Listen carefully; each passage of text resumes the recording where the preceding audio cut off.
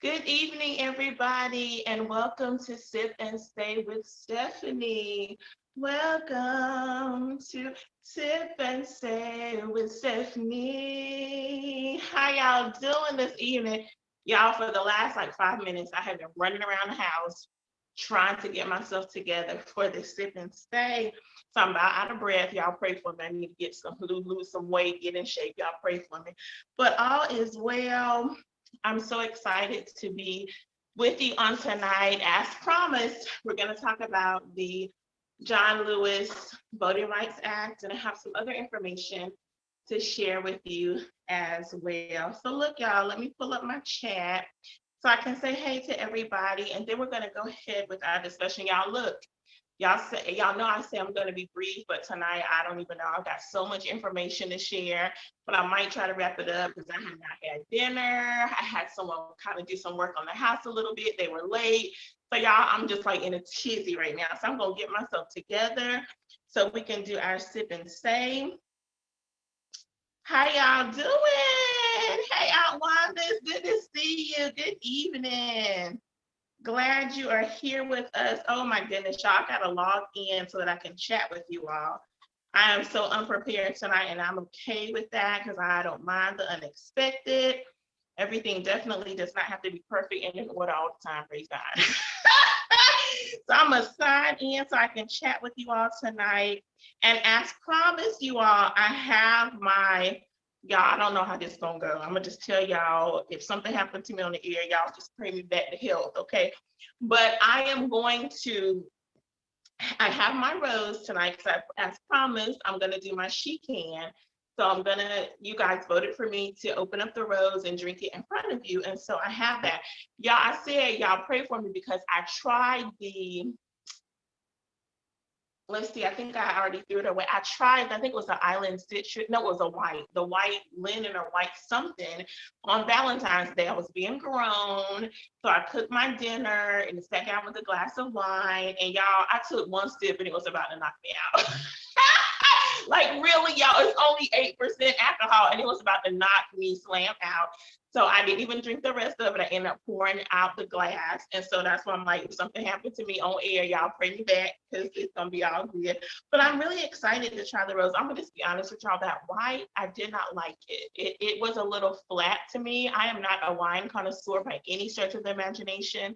I probably have not had a glass of wine in years, maybe probably over 15, maybe even 20 years. I've had alcohol, but not straight up wine. And so it was a little flat to me. So we're going to see how this rose, I got my chat feature going on. We're going to see how this rose is going to go tonight. And y'all tell me what y'all drinking. What are y'all drinking? I'm sipping say. What y'all got tonight? So I have a family member, I ain't gonna call their name out, told me what they might be drinking tonight. So they can add it to the chat if they want to, but they don't have to, it's up to them. So I'm gonna open my sheet can, and you all remember this is from the McBride sisters. They are two African-American sisters that have their own winery. And so they put out, they have bottles of wine, but they also have this she can that specifically focuses on women, just so have something in your, what is that? The she shed, have a she can and your she shed. So I'm gonna go ahead and open y'all can probably hear it pop. I'm gonna open my she can. So let's see how much alcohol this one. I think it has maybe 8% in this one as well. Let me look. Oh, I guess no, this y'all, this gonna take me. So this one has 12.5% alcohol by volume. So this is a little bit more than the white. Ooh, I did not do that right. Yeah, I'm making a mess, you all, over here on my computer. But it's all good. I think my computer will survive the alcohol. So look, cheers, you all. What are we going to toast to? We're going to toast to life. We're going to toast to freedom. And we're going to toast to good health. All right, here we go. Clean. Oh gosh, this alcohol is really strong, y'all.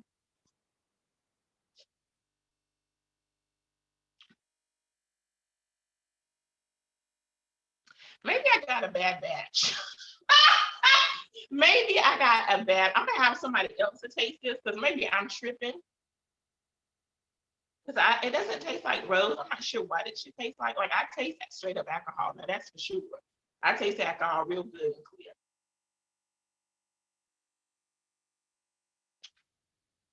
But it doesn't have much of a taste outside of the alcohol. Like I don't know if I should be tasting some sweet undertones or probably not citrus undertones. But I'm thinking I should be tasting some sweet undertones. Okay, citrus. I was right. Yes, it says our rose is unapologetically elegant with notes of strawberry, raspberry, citrus, and white floral. Y'all, I don't taste none of that. I taste the straight up alcohol. So this is not to discredit McBride in any way. I got these cans on sale. So I was looking for an expiration date because I'm big on expiration dates. And I was like, does wine expire? I'm assuming it expires like other foods and drinks. But possibly I got a bad batch because all I taste is straight up alcohol. So I'm gonna get a second opinion on this. And I want y'all to try it. Try it for yourself because again, I'm not a wine connoisseur, so I might be totally tripping. So I'm gonna get a second opinion and I will let you all know at the next sip and say. All right. So we're gonna get straight into the Voting Rights Act. Y'all, I'm gonna just look, let me show y'all. This my John Lewis Voting Rights packet, right? So I was reading this morning on the way to work. When I got to work, I don't work in the city that I live in. So when I got there so I could be early. So I left a few minutes early so I could be there early. It took me like 30 minutes. I was like 10 minutes from my job, but it took me 30 minutes to get there because traffic was so heavy. Then I got stopped by a train for like 15 minutes and then I had to go reroute. And I'm glad I wasn't the only one because when I got to work, there was like 3 other people that talked about that train and the traffic. So it was like really crazy this morning. So while I'm waiting for traffic to clear, I'm reading my John Lewis Voting Rights Act. And y'all, I consider myself an intelligent person, but this language got me. So like I didn't have enough time to really read the Voting Rights Act and study it and really give you some good information from the actual act. So I had to go get me some cliff notes. I had to go get me a cheat sheet. So that's what we're going to use tonight. But if you get a minute, like I printed it off because I do want to read it and I do want to understand what's going on in this Voting Rights Act. Now, the first part of the Voting Rights Act does specifically focus on Native Americans and tribal nations. So there's some language, I think what was like in the first 3 or 4 pages that specifically focus on Native Americans. So this bill is for all minorities, not just African Americans. Okay, so I'm gonna set my bill to the side and I'm gonna get my cheat sheet so we can go over this Voting Rights Act. So I want us to know, for those of us who don't know, or for those of us who have been out of school for a while, as I have, did I write this one down? Hold on, I got notes everywhere, y'all, so I'm gonna get myself together. Yeah, so I wanted to give you the Voting Rights Act. The 15th Amendment has given us the right to vote. So it reads, if y'all have never read the Constitution, like read the Constitution, it's really short. Of course, when you get into the amendments and the different sections, then it's going to get a little bit detailed, but the Constitution itself is really short. So read it so that you can understand it and know the laws that govern this United States that we live in. So the 15th Amendment, Section 1 says, the right of citizens of the United States to vote shall not be denied or abridged by the United States or by any state on account of race, color, or previous condition of servitude, slavery, say it what it is. Section 2 says the Congress shall have the power to enforce this article by appropriate legislation.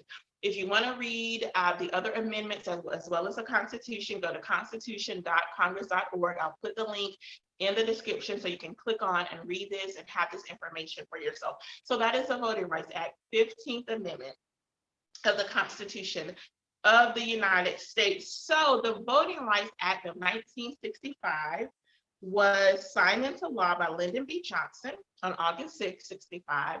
It outlaws discriminatory practices specifically after the Civil War. And y'all, most of this occurred in southern states. Y'all know Mississippi, Alabama, North Carolina, South Carolina, Tennessee.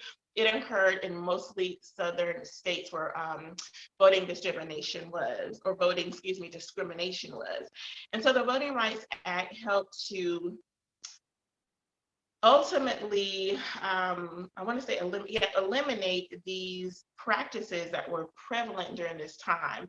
One such practice was literacy tests. And so let me make sure I give you the right information for the literacy test, because I typed that in to make sure that I read it correctly. And I'm gonna find my notes, because like I said, I got notes everywhere, y'all. I need to get myself, y'all pray for me, get myself together. So proponents of tests to prove an applicant's ability, this was what the literacy tests were. Proponents of tests to prove an applicant's ability to read and understand English claim that the exams ensured an educated and informed electorate. Now, I understand wanting educated people to vote.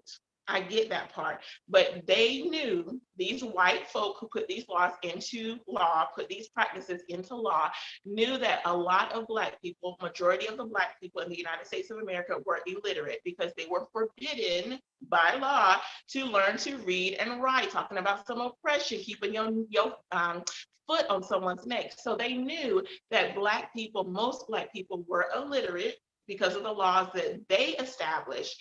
And so they would not be able to vote based on these literacy tests that were prevalent again in Southern states. So this was one such practice that the Voting Rights Act of 1965 was established to eliminate, okay?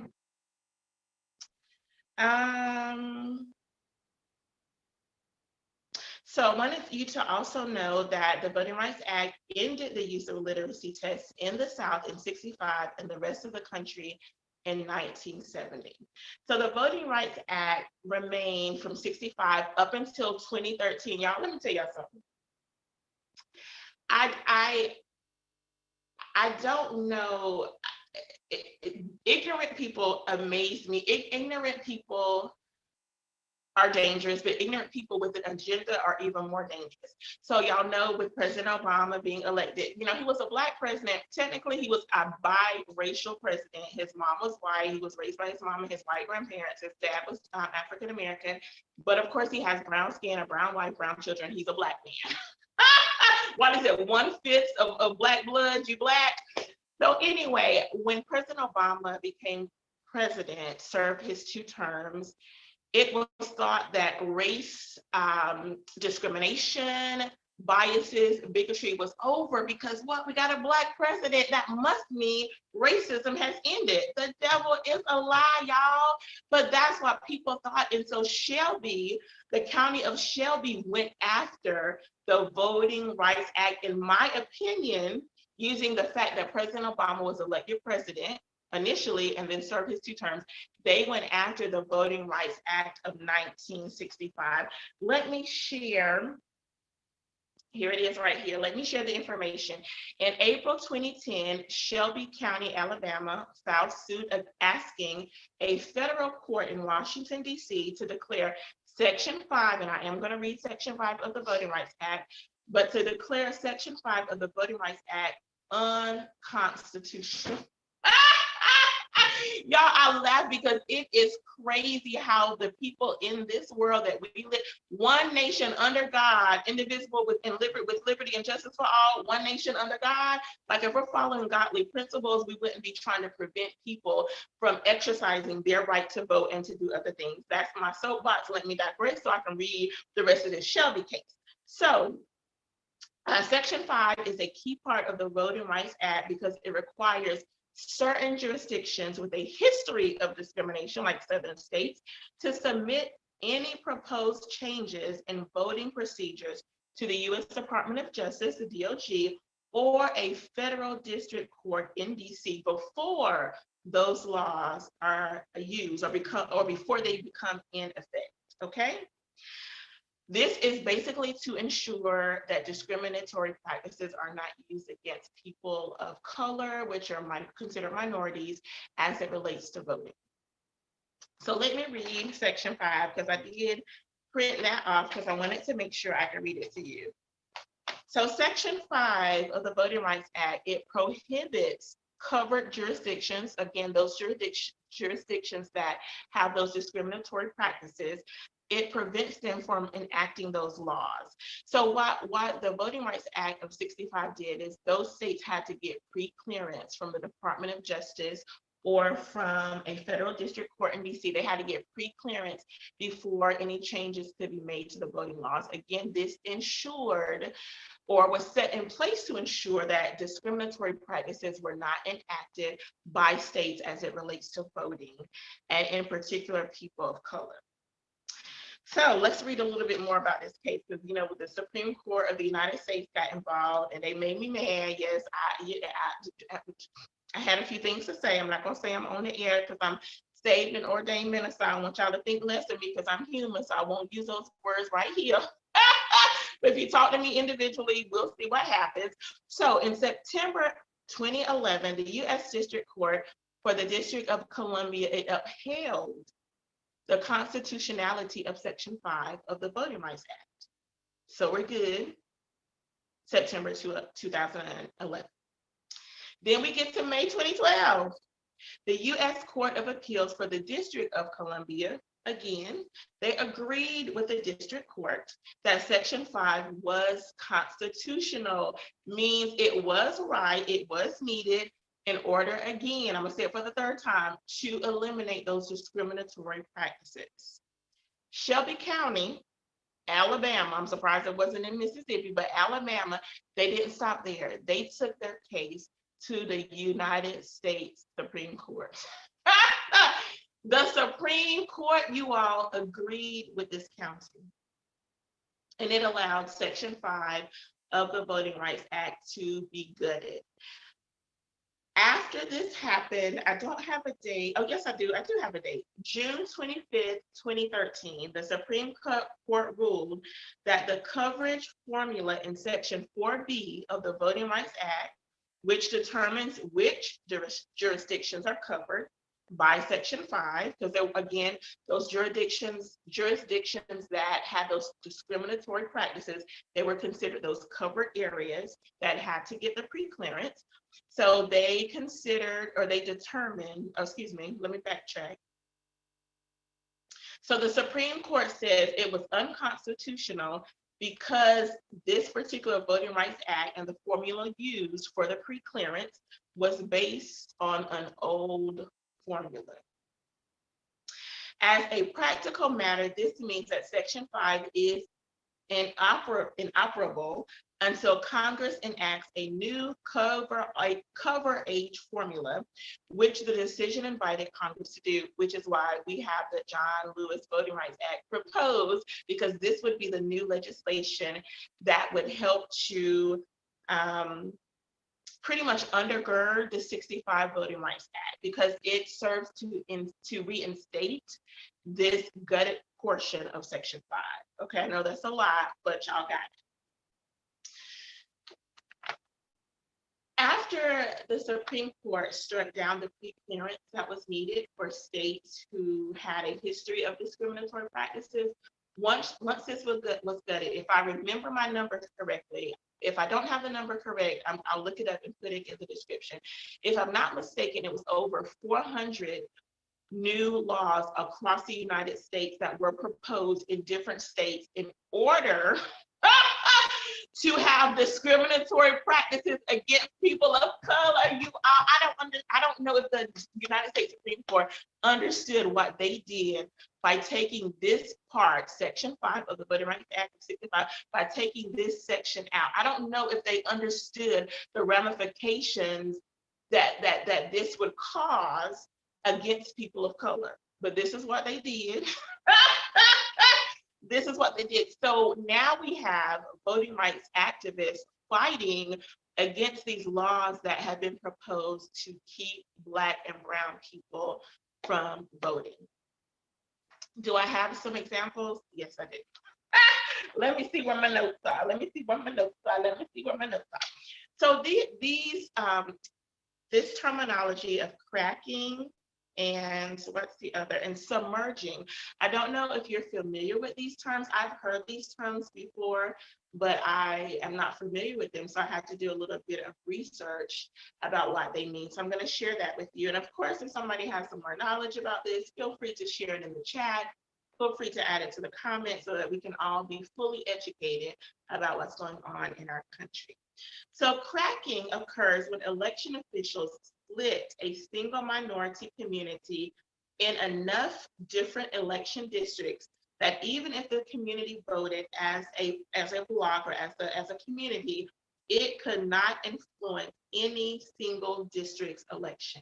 So they separate the community up in so many smaller parts that even when they vote, it doesn't have the same effect if they were one community vote. So that's what cracking is. Submerging is when election officials, and y'all, that has happened in my state. Like our state legislators in North Carolina, they drew the lines in such a way that minority people would not have like a fair advantage, if not a fair advantage, but I would say an equitable voting. I'll just say equity in voting. And so our Supreme Court upheld that our legislators had to go back and redraw these lines because they were not constitutional.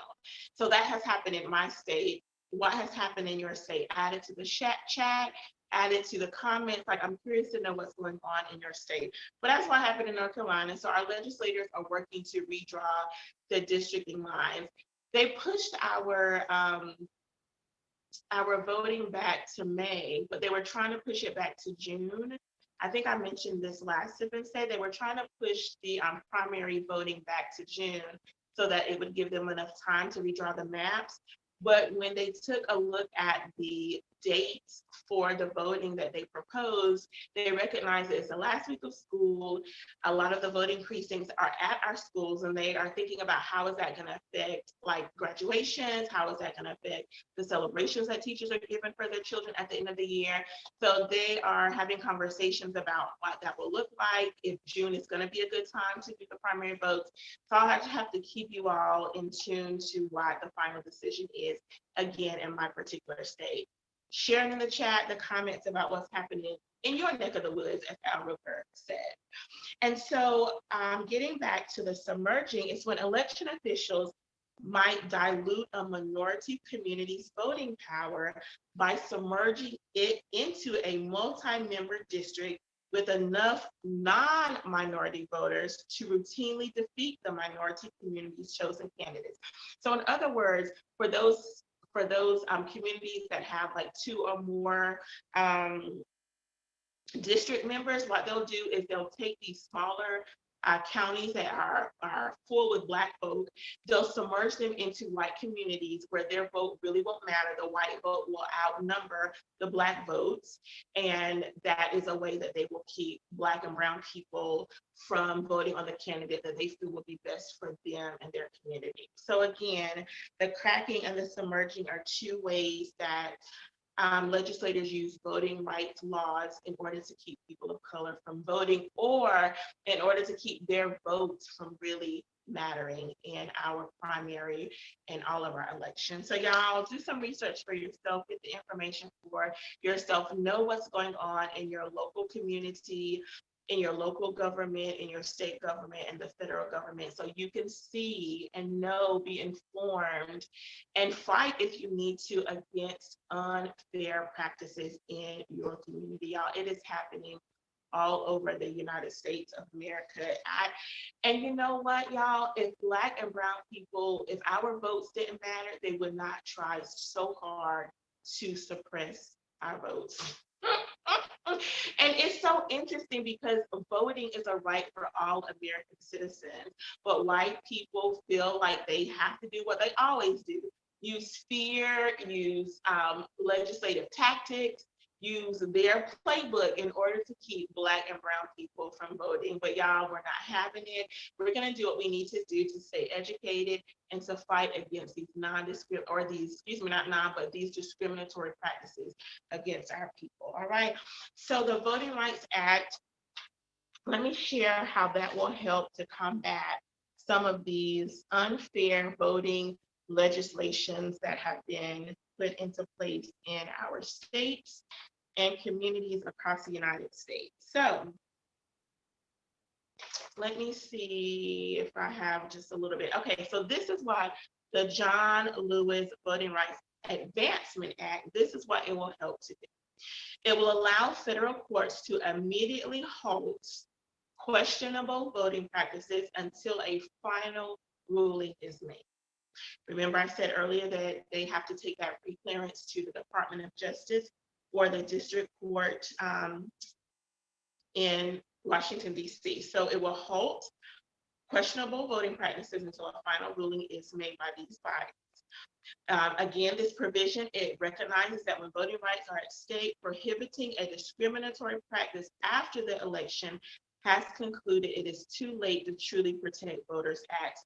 So this particular part of the John Lewis Voting Rights Act will halt those practices from moving forward prior to the voting date, okay? So it'll help to try to be proactive in stopping these discriminatory practices.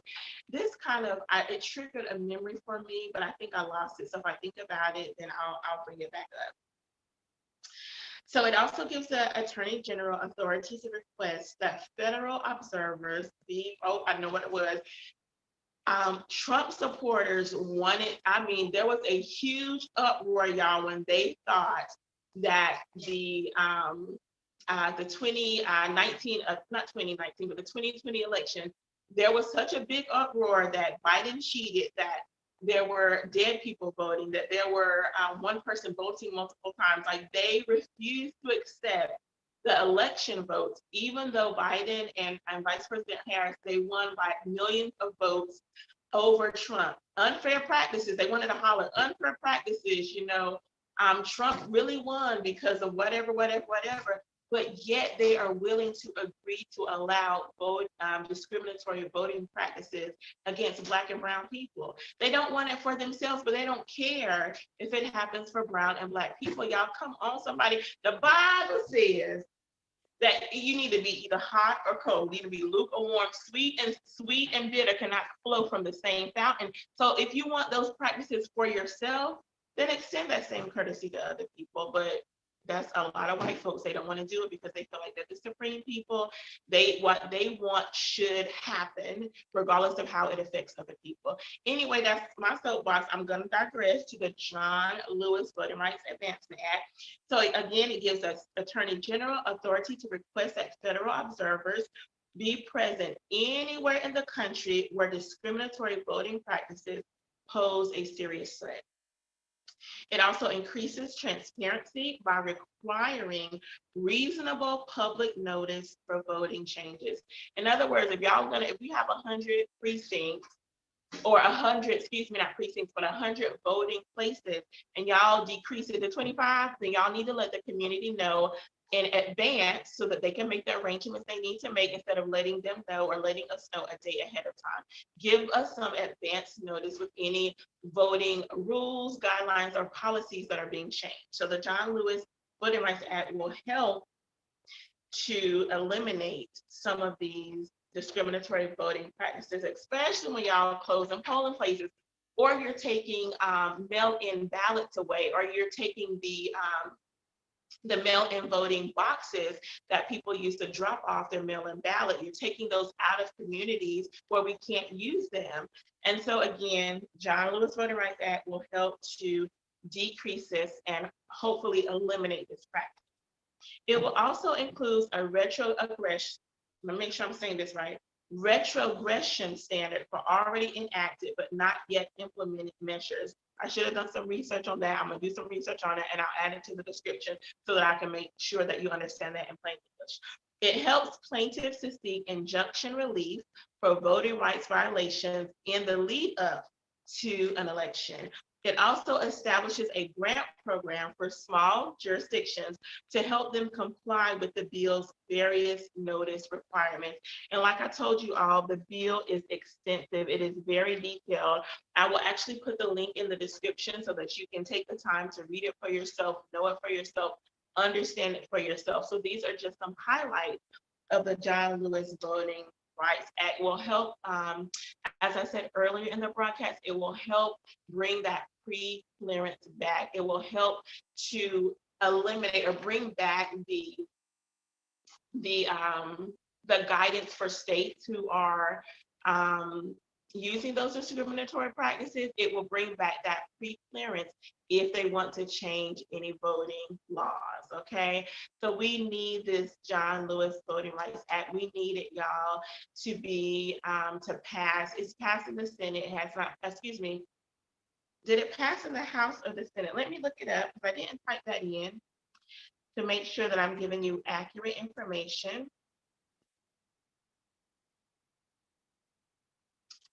I think it passed in the House, but not in the Senate, but let me make sure that I have that correctly.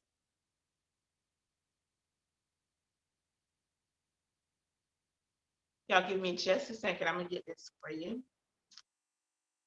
Yep, it did. It passed in the House on August 24th, 2021. It has yet to pass in the Senate. So you all talk to your family, talk to your friends, talk to your community, talk to legislators, and let them know your thoughts about the John Lewis Voting Rights Act. Y'all, we need this to be passed in Congress so that we can restore some of the voting rights practices that have been taken away from Black and Brown people. All right.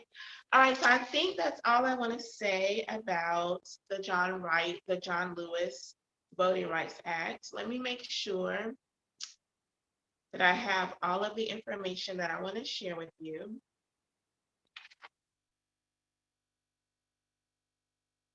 Yep, I think that's all I want to share with you about that right now. Look, y'all, that took like about 30 minutes for me to go over it, but it's really important that we have all of the information. And you all, I make mistakes. So if you heard me make a mistake, add it to the chat, add it to the comment section.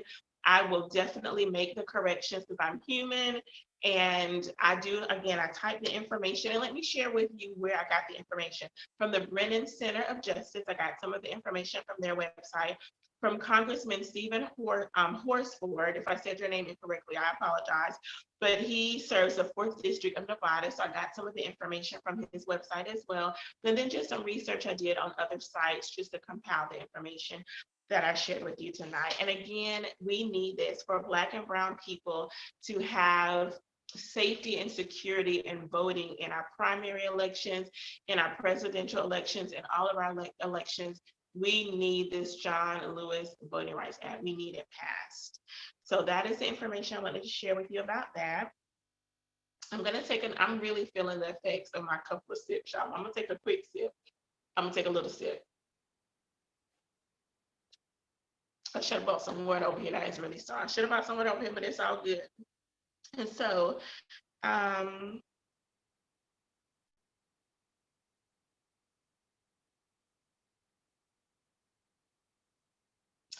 for those of you who are just joining, I want to say again to you, welcome to Sip and Stay with Stephanie. We just reviewed the John Lewis Rights Voting Act, and now I'm going to go into some other information that I wanted you to know. Y'all, this is Black History Month, so I did say it at the beginning of the broadcast, but happy Black History Month.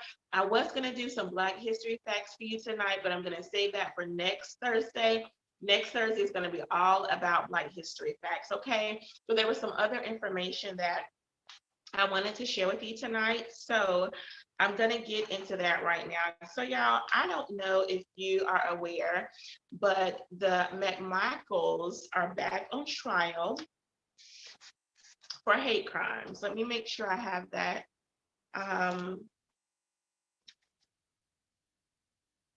Yes, so Gregory McMichael and Travis McMichael and William Bryan, they are back on trial for federal hate crimes related to the killing of Ahmaud Arbery. All right, so they are currently on trial for that. Their trial started this week. The judge on the case is expecting the trial to wrap up in about a week or so. And so I have not watched any of the trial. I'm not even sure if it's readily viewable because I haven't looked it up. I actually forgot that they were on trial, but I wanted to share that information with you tonight on Sip and Stay. So they're currently on trial. As you know, they received a sentence of life imprisonment for the killing of Ahmaud Arbery, for killing him. They did receive life in prison, was their sentencing. And so, again, they are on trial for hate crimes that allege they violated Ahmaud Arbery's civil rights. Some of the allegations include racial slurs, and there was some written communication by way of text messages that was also shared. All right.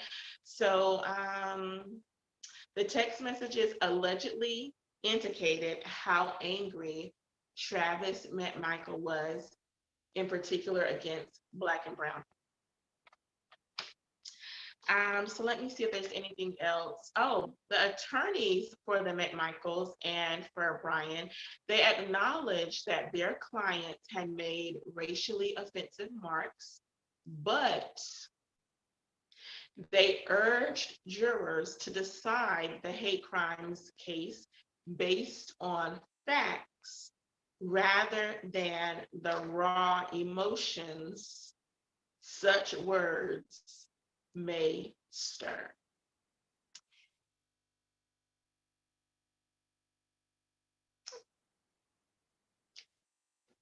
I'm going to leave that there. I'm going to leave that right there, and I'm going to move on, because if somebody calls you a name that is not your name and it is meant to degrade you, to um, make you consider that you're less than a human being, if it's meant to harm you, if it's hatred, a word of hatred, a word of discrimination, then of course it's going to stir some emotions. And I don't care if you're what your position or what your financial status is. If somebody calls you, if you're a Black or brown person, and somebody calls you the N-word once, twice, or 10 times, it's definitely going to stir some emotions. Now, and this is known. This is known. This is nothing new, which is why I'm sure the McMichaels and the Bryan attorney said this. So yeah, so I'm gonna, cause, and I've never been called the N-word that I can remember. I have been discriminated against by my teachers when I was in first grade and when I was in fifth grade. I remember it very, very clearly. I was discriminated against. They were racist. I'm gonna just say it how it was. They were racist. I don't remember what my first grade teacher looked like, but I remember very clearly what that fifth grade teacher looked like. I don't remember their names, but I remember being discriminated against because of this right here. It's this brown skin. And so,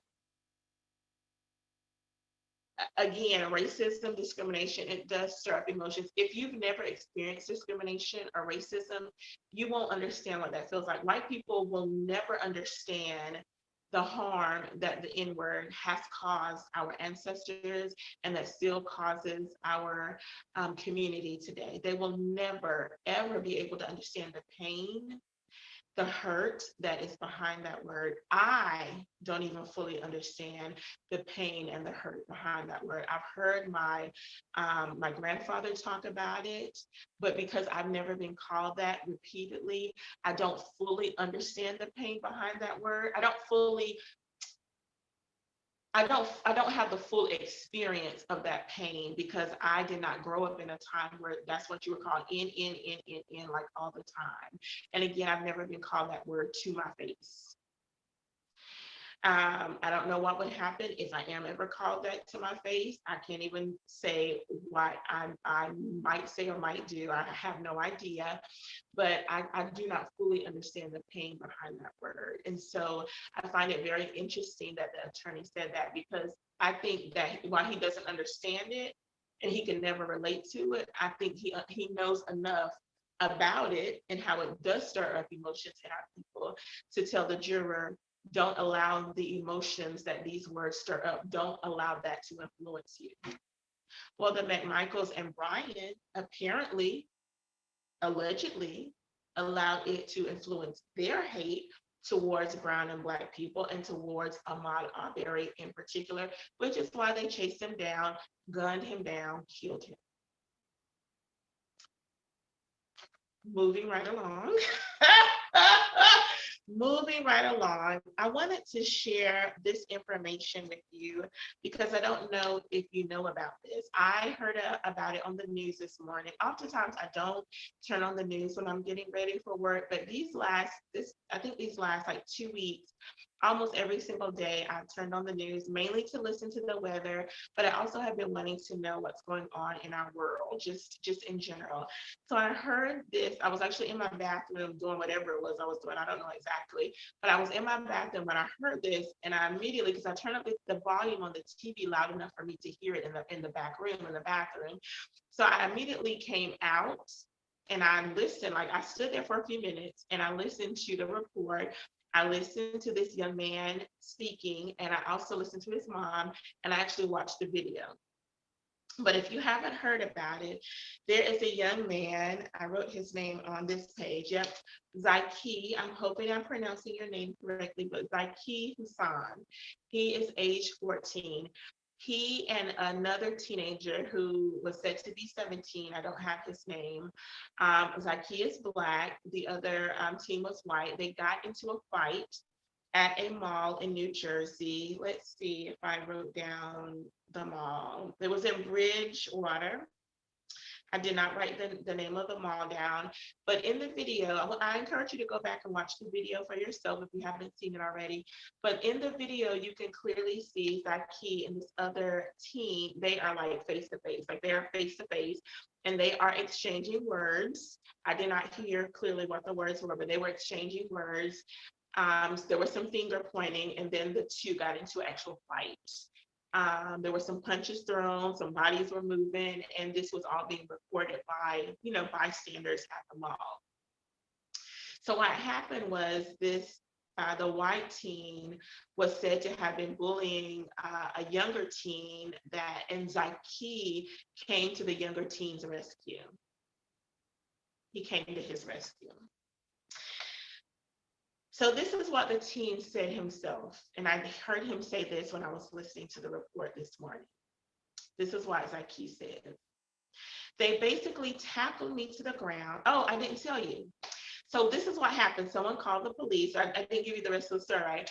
So this scuffle is happening. Someone has already called the police to, let me make sure, to Bridgewater.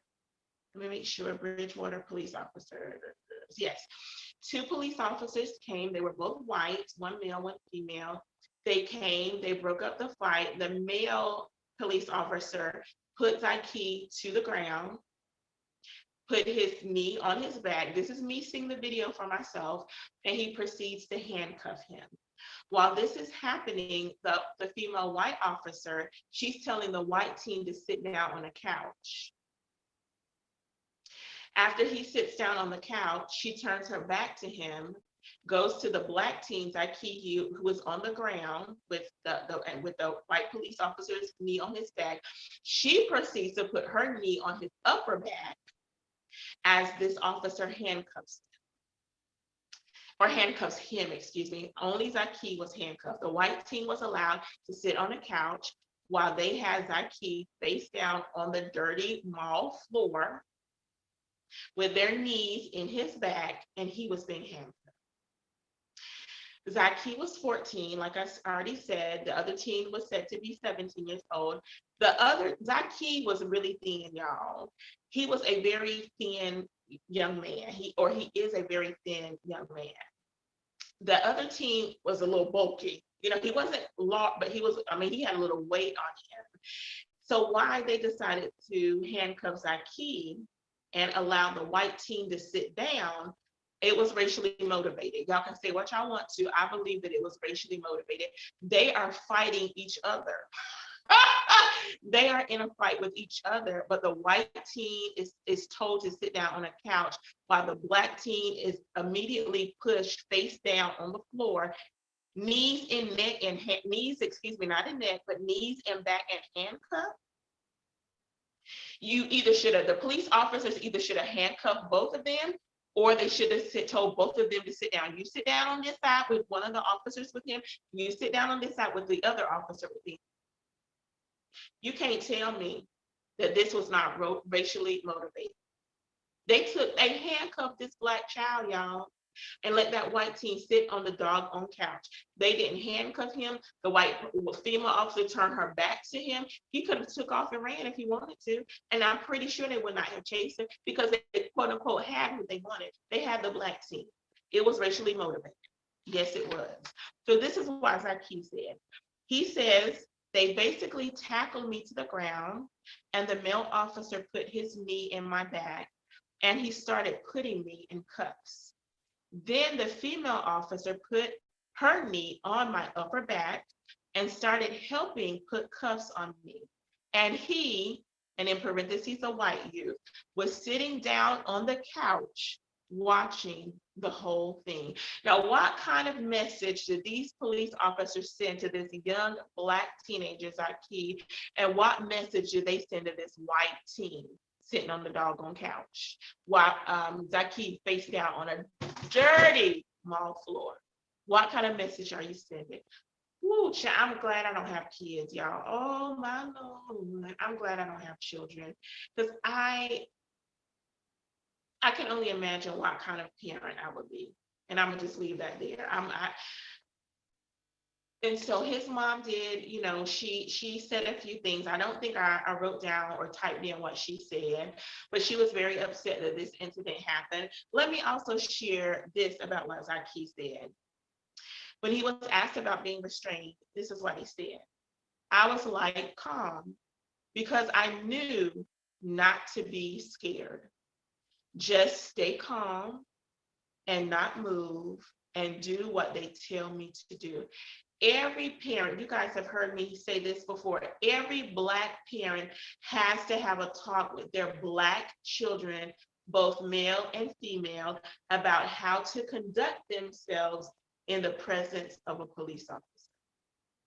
Whether it's driving while Black, in the mall by Black, running by Black, we are taught to, or our parents taught us how to conduct ourselves when we are in the presence of a police officer. I can almost guarantee you that not one white parent, even if it was a white parent, few, either none or few white parents have had that talk, or have had to have, let me say it like this, no white parents have had to have this talk with their white children, none of them.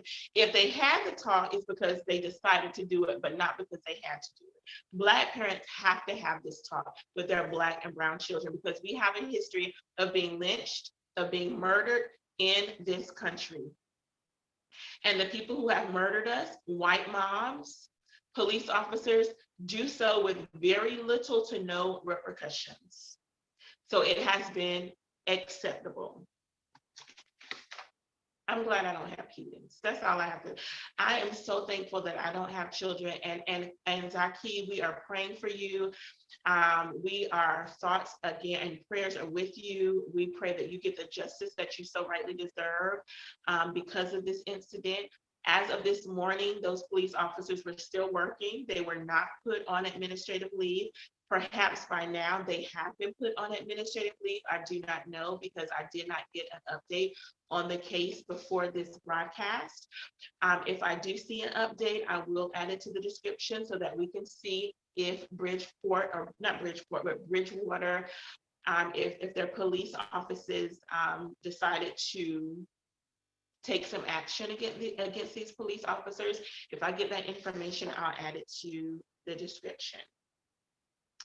I also want to add that in a statement, Bridgewater Police said, we recognize that this video has made members of our community upset and are calling for an internal affairs investigation. Amen on that. There should be an internal affairs investigation. And yes, we are not upset. No, I don't live in New Jersey, but I'm part of the Black community, and it did make me upset.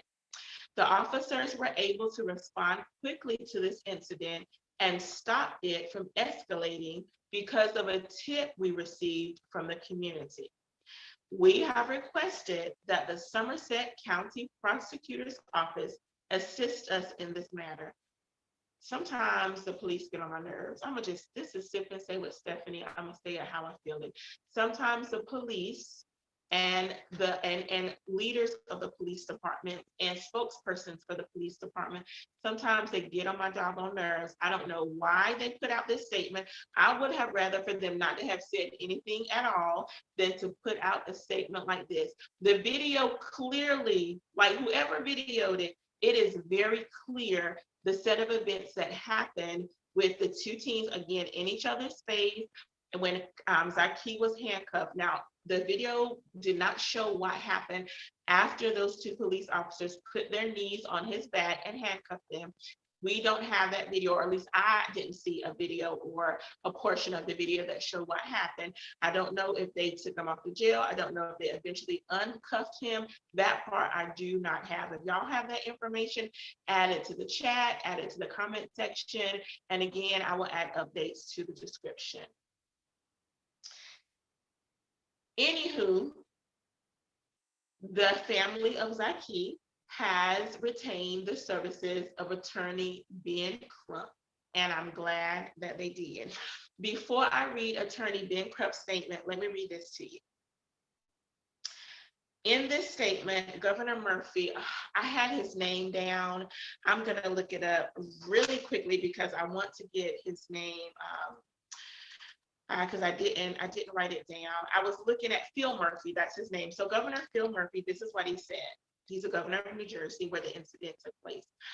In his statement, Murphy said, although an investigation is still gathering the facts about this incident, I'm deeply disturbed, and I did hear him say this for myself.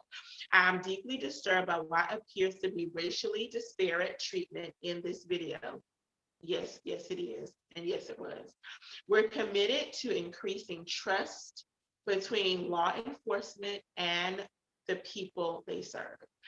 I appreciate his statement.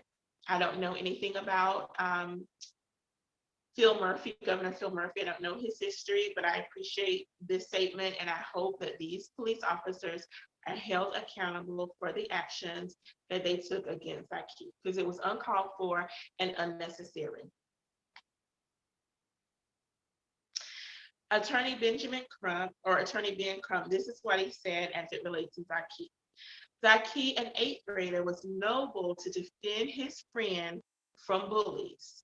However, it is evident officers immediately assumed that because of the color of Zaki's skin, him acting nobly was not even in the realm of possibility.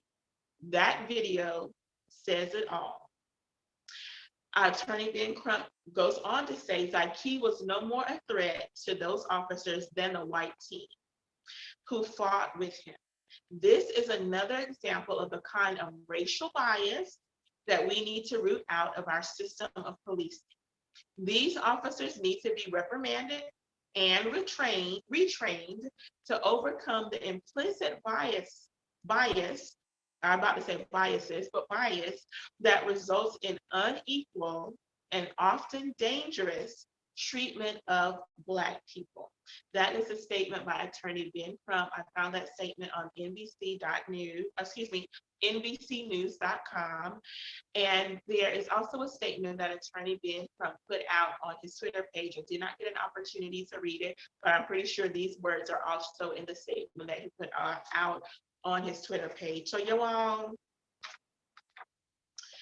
another incident of a Black person, a Black young man being racially profiled, being discriminated against. I'm going to be watching this closely. If I have an update next week for Sip and Say with Stephanie, I will definitely share that information with you. All right, so I am actually reading a chat that my mom added. She asked me that I hear about what happened in the Lawrence Township School concerning an art project. If I'm not mistaken, my mom is referring to where the student body actually had a Black fist, Black power, Black pride fist painted on a rock on school grounds. Mom, if you are referring to that incident, yes, I did hear about it. It was beautiful. Whoever painted the rock, it was the fist, and it had some colors surrounding it. I don't remember, it could have been like the red, black, and green, which is synonymous with Black History Month and Black Pride. And it had some words to it that I can't remember because I just saw it briefly. And so there were some parents, and I'm pretty sure other community members, that did not like this Black Power fist because they equated to Black Lives Matter. And so they didn't think it was appropriate to have this display of Black pride and Black history on the school grounds. The school community or the school administration found that it was okay, and it will remain for the remainder of Black history. That symbol of, again, Black pride and Black history, it will remain for the duration of Black history. So if that's the incident you're referring to, then definitely I heard it. I didn't read about it, but I did hear it on the news. This symbol, even though Black Lives Matter, they use this symbol, it did not originate with the Black Lives Matter movement. People in the 60s and the 70s were doing the Black Power movement. Black Lives Matter is, I don't know when the organization was started, but I know it was recently, like over the last 10 years, last 10 years or so, that the Black Lives Matter movement was established. Black Power Fist has been happening for years. I don't know who originated the Black Power side, but I use it, Black Power. I'm gonna do it again because I feel like it, and this is my show. I don't know who originated. If I find out, I'll put it in the description. But again, we've been using that for years prior to Black Lives Matter. I think the community just wanted to have something to use against these students who decided they wanted to, again, show their pride by adding this fist. And the school administration, they did mention that the student body, I don't know, the news did say which student body, but I don't know, but there was a particular student body within the school community that came together. So this was a student-led display of Black pride. And so school administration, they allowed them to do that. And so great for them. I wanted to share just a few more things with you all before we wrap up for tonight. I want to share this, you all. I don't know if you've heard this story. I first heard this story a few weeks ago on Roland Martin Unfiltered. You all, Roland Martin gives some really good information about what's going on in our world and in the Black community as well. This is not like I'm not like endorsing his platform, but I do watch his platform and I do find his information to be very useful because a lot of the information and a lot of the news that Roland Martin shares with us or gives us on his channels, Black Star Network and Black Roland Martin Unfiltered, white news media, they don't share this information oftentimes. So he gives us the news that is relevant to our community. He also supports Black-owned businesses and he features them on his broadcast. So check him out. If you don't like it, you don't have to stick with it, but I just encourage you to check it out for information that you can use and be educated about. So I first, again, heard this story there. Peter Bernardo Spencer was a Black Jamaican. He was killed in Pittsburgh. He was shot multiple times on December 12th of 2021. There were 4 people that were with him on a camping trip at the time of this incident happening. All of those people, those 4 individuals, they were questioned and they were released. Peter Bernardo Spencer was the only Black person on this camping trip. It is said that he was shot about 9 times, and it appears that all the shots were in his back. But the people that were with him at the time of the incident, they were questioned and released. I did not read any reports about, I didn't read any reports, and I don't even know if any reports have been released concerning the questioning of these 4 individuals and what the outcome, well, we know the outcome, they were released, but the outcome as far as the police investigation of this incident. I don't know about that. If I get that information, I'll definitely share it with you at the next Sip and Say. But I just find it odd that all four of those individuals were there. They were questioned and detained. So I don't know exactly what happened. I don't know any about what happened except for he was killed while he was on a camping trip with these four other white folks. So we don't know what happened, or at least I don't know what happened. If you have the information, if you have the link that you can share with me so I can do some research, definitely put it in the chat. Go ahead and add it to the comment section, excuse me, so that I can have that information and be able to share it with you. Okay, all right. So I wanted to give that to you in case you didn't know. Another Black man killed, and right now we don't have any arrests or anybody that is being held accountable for his killing. I think by now you have probably heard about Amir Locke. This happened a few weeks ago, but I definitely wanted to share this with you. It happened in Minneapolis, in the same state where Breonna Taylor was killed. There was a no-knock warrant being served, and even though Amir Locke was not listed on this no-knock warrant, he was killed. He was actually at a friend's home, or I can't remember if it was a family member or a friend's home, but the friend of the home of a loved one, he was actually sleeping on the couch. He was wrapped up in a blanket when the police used a key. I don't know where they got this key from, but used the key to get into this apartment. And they killed him. The news media is quick to say Amir Locke had a gun in his hand. Well, he had a right to have a gun because the Second Amendment said that we have a right to bear arms. Not only that, Amir Locke was licensed to have a gun, and also he had a concealed weapon license. So he was licensed to carry this weapon. And for those of you who don't know, you can have a license to carry a gun, but you have to have, if you want to carry a concealed weapon, you have to get a separate license for that. And it's a little bit more money, and you have to take a training in order to get a concealed weapons license. How do I know? So anyway, he did have a gun in his hand, but as taught, he didn't have his finger on the trigger. He had his pointer finger on the barrel of the gun as is taught. So anyway, the news media is quick to say that. So yeah, he did have police coming in your house in the middle of, well, it wasn't his house, but police are entering the place where you're staying, where you're sleeping, or if it is your house, your place of residence. They coming in, yelling commands, middle of the night. They don't identify themselves. Yeah, I'm about to get my gun out. What is you talking about? Like any gun carrying person is going to grab their gun if somebody busted in your place of residence in the middle of the doggone night. Or in the daytime. In this particular place, it was in the middle of the night. Yes, I got my gun out. What did you? So he immediately killed, y'all. He's waking up, y'all. Like if you're yelling, if I got 10 people, even 2 people yelling commands at me when I'm trying to wake up, I don't know what's going on. I'm not fully coherent enough to even understand what you're saying. So yes, I'm grabbing my gun, you busted up. And so they killed him, y'all. He was killed. The killing of Black people is so ridiculous.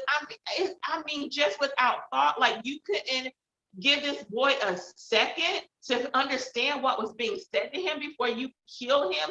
And I know that people will argue, well, he had a gun in his hand. Well, doggone it, the police had guns in their hands pointed to him with their finger on the doggone trigger. Yes, he had a right to have his gun in his hand.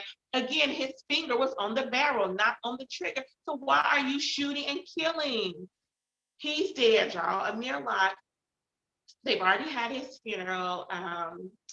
Reverend Sharpton preached at his funeral. And I'm just like, it's just like, when, Lord, when are we going to be done with Black people being killed? I don't know. I did not have an update, y'all. I'm giving y'all all this news without any updates, right? But I'll add the update for next week, Sip and Say with Stephanie. I don't know what has happened with these police officers, and in particular with the police officer who actually killed Amir Locke. I don't know what has happened to him. Let me make sure I didn't write it down. I didn't write it down, so I don't know why it's happened to these police officers, but I'll either add it to the description or share it with you at the Sip and Say for next week, or I might do both. I'll just have a Sip and Say with Stephanie updates, and then I'll do my Black history. But I just, I'm so, I mean, I just like to the point where I'm just wanting to throw something, hit something. So sick of hearing news reports that our Black young men are being killed by police officers, by citizens. He was 22 years old, y'all, waking up from his sleep with some police barging in his. I think no, not warrants need to be banned. Why do you have no, not warrants? I do know why they have it, but still, why do you have it? The reason why no, not warrants are in existence is they're used when police are going into a dangerous situation, and it is supposed to serve as a way to keep whoever the individuals that they're looking for. It's a way to keep them from hiding drugs. In particular, it was for drugs, hiding drugs, or dumping them down the toilet or whatever. The no not warrants were initially let me say it right. Let me relax. The no not warrants were initiated in particular for drug busts, to keep those drug dealers and other individuals from getting rid of the drugs and possible weapons and other items that they may have had. As a result of this no not warrant. But no not warrants should be banned. That's just the way I feel about it. They should be banned. It was the same type of no not warrant that caused Breonna Taylor to be killed while she was in her bed. And I want it to be clear. I know I said it, but I'm gonna say it again. Amir Locke was not the target of the investigation. He just happened to be a Black man laying on the friend's or his family member's couch, and he was murdered. Breonna Taylor was also killed as a result of a no not warrant. They entered her apartment.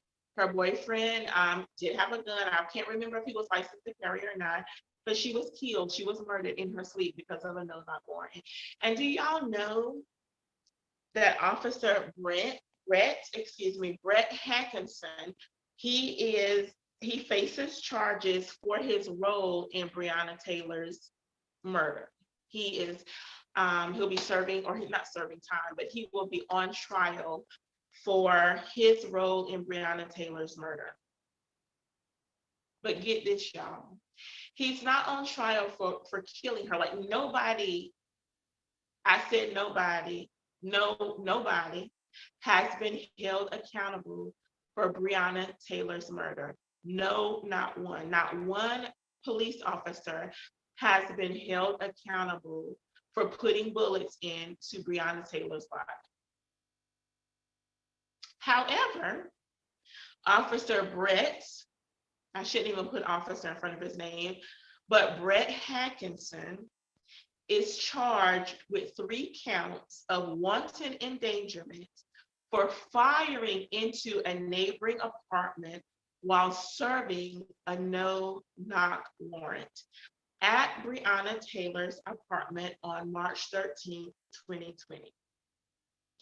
If you remember the reports, there were bullets fired and some of them ricocheted, and they got into, they were ricocheted or were shot into the apartments of other persons that lived there. So Brett Hankinson is on charge for those bullets that went into other people's apartments or ricocheted off the wall into other people's apartments. He's on trial for that. How stupid is that? I mean, I'm just gonna say how I feel it. This is Sip and Say with Stephanie. How stupid is it to charge him for a wanton endangerment for firing into a neighboring apartment? Not for killing Breonna Taylor. And I do not know if he is the officer that actually pulled the trigger to kill her. I'm about to look it up though. Yes, I am. I'm about to look it up so I can tell you right here in real time. But again, nobody has been held accountable for killing Breonna Taylor. But this Brett is facing charges for firing into a neighboring apartment.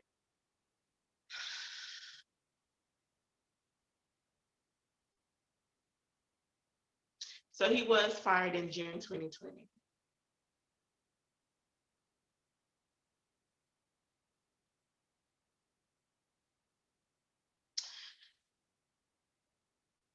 I'm gonna look, I'm gonna stay right here and I'm gonna find it.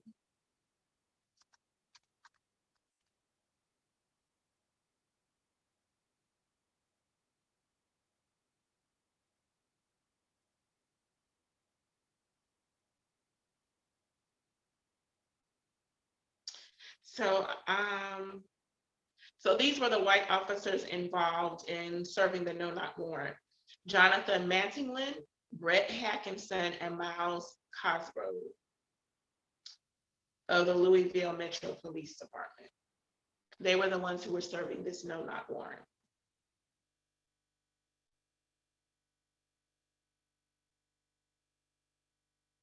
I want to tell you all what the Kentucky, this was in Kentucky, not Minneapolis. I apologize, y'all. I got my states wrong. I apologize for that. Amir Locks did happen in Minneapolis.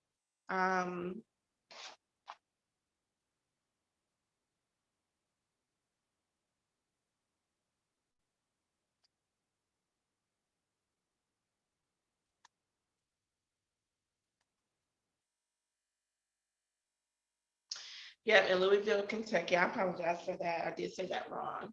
But the Kentucky Attorney General, Daniel Cameron, said, and I quote, Breonna's death was, the quote is tragic. He deemed her death tragic. That was the quote. That's what he said. But officers were justified in deciding to shoot.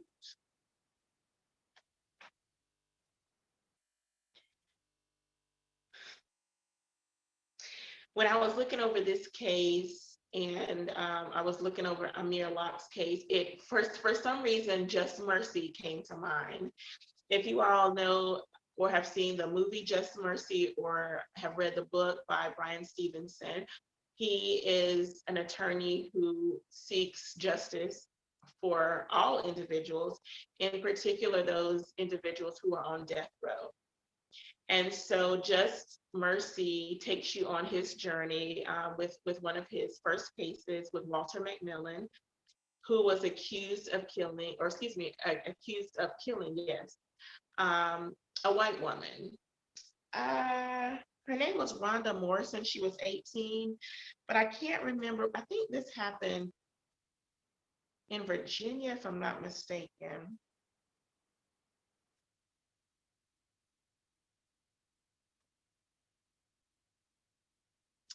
This happened in Alabama. Excuse me, I've got that all wrong, y'all. I know I'm getting all my states wrong tonight, y'all.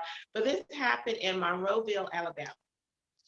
He was accused of killing Rhonda Morrison, who was 18 years old. He was actually with his family at the time indicated, or the time her death is indicated. He was actually with his family. None of the witnesses none of his family were called to testify. Anyway, he was convicted. He was actually put on death row without a trial. So attorney Brian Stevenson he was given his case. He takes it to court and he was able to present a case that caused Walter McMillan to become free. And it puts me in a mind of that case because there was a viable suspect in the killing of Rhonda Morrison, but the police never did question that suspect.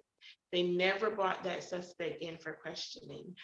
The articles that I read, I don't remember it indicating that he was white, but I'm pretty sure that person that was a likely killer of Rhonda Morrison, I'm pretty sure he was white, but they never brought him in for questioning.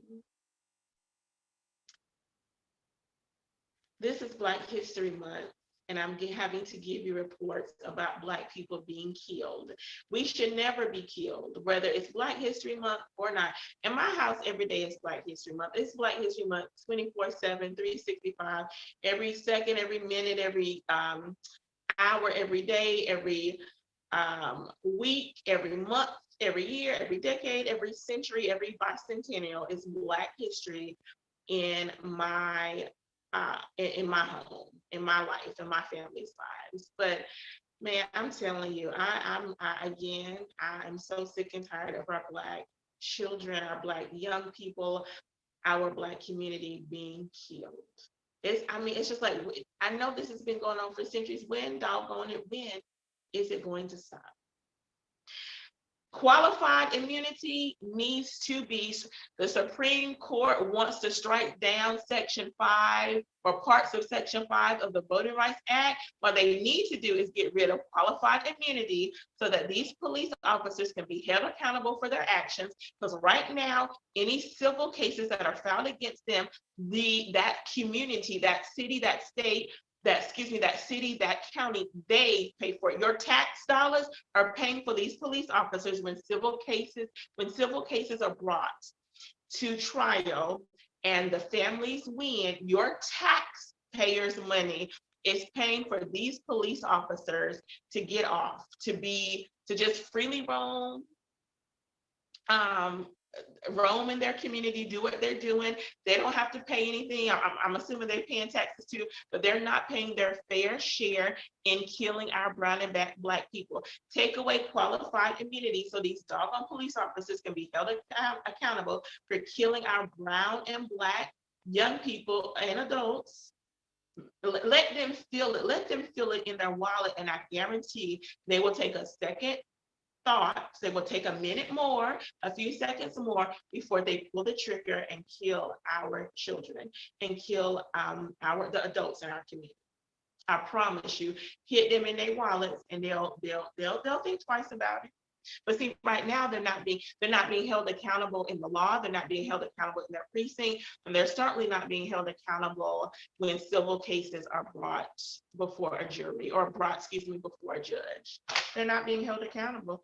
So hey, look, I'm gonna keep killing. I'm not gonna have to pay for it. So why not? Is what I think the thought process is of these police officers. They know they're not going to be held accountable. So what the heck? Kill some Black and brown people? What the heck? Nothing's going to be done to me. I'm not going to go to trial because why? The killing is going to be deemed justified. Y'all, I'm done. Oh, I am done. I'm just, y'all can, enough is enough. Like, enough is enough. Supreme Court justice needs to strike down. I can't remember what year it was, but it was recently that the Supreme Court Justice of the United States of America upheld qualified immunity, which parts of it says police officers basically, they don't have to be held accountable for killing folks. I'm gonna read a few things in the chat just to see if I need to answer any questions or clarify anything. Okay, so my mom said she was not referring to the picture of the Black fist. So I did, so that was some information you can share. You can go look it up for yourself. I'm not really able to look at my text messages right now because I am broadcasting on my phone. So what I'll do is I'll look at that news story and I will share that information with you at next week's Sip and Say, okay? So next week's Sip and Say is going to include updates from news reports of tonight's Sip and Say. And I'm also going to be sharing some Black history facts with you, y'all. I might even do a Black history trivia for you to answer in the chat or in the comments. So we might have a little bit of fun. Like this Sip and Say with Stephanie was a little bit rough. We're gonna have a little fun next week at Sip and Say. I didn't even get into the crisis at the Ukraine border with Russia. I didn't even get into any of that. I may get into it next Thursday. This just depends on how I'm feeling. We'll see. I'm trying to keep it Black history focused. this month, but we'll see what happens. So again, join me next Thursday at 6:30 p.m. for Sip and Say with Stephanie. I'm gonna take another sip before I go. Woo. For those of you who are just tuning in, I did open up and sip my She Can, the rose She Can. It actually is tasting better than it tasted when I first sipped it. When I first sipped it, I was just like, but it's actually tasting a little bit better than I've gotten a few sips in me. Y'all don't say it's the alcohol talk. I'm blaming on the alcohol. Y'all don't say it's the alcohol talking. It just is what it is. There's not a lot of alcohol in it. It's like 12.5% by volume. So anyway, join me next week. Y'all don't be saying, Stephanie, yeah, you know you're not right. You know, you up here sipping a little bit of alcohol. A little alcohol is good for the stomach. That's what the Bible say, and I'm sticking with it. I'm sticking with it. So anyway, y'all, next week I'll have another flavor of She Can. I have the Island Citrus and the it's something pink. I don't remember what it is, but I will have one of those. So I'm going to open it with you next Thursday, and I'll sip it with you, and we'll see how it's tasting. Y'all forgot to tell me what y'all were sipping on tonight. Y'all can go ahead and add it to the chat before I leave. And I'm done. I'm just rambling right now, like my mama do. I'm rambling like my mama. I'll see you all next Thursday at 6:30 p.m. for updates about our news reports tonight and for Black History Month information and possibly a trivia. Y'all take care. Y'all be blessed, and I'll see you next time.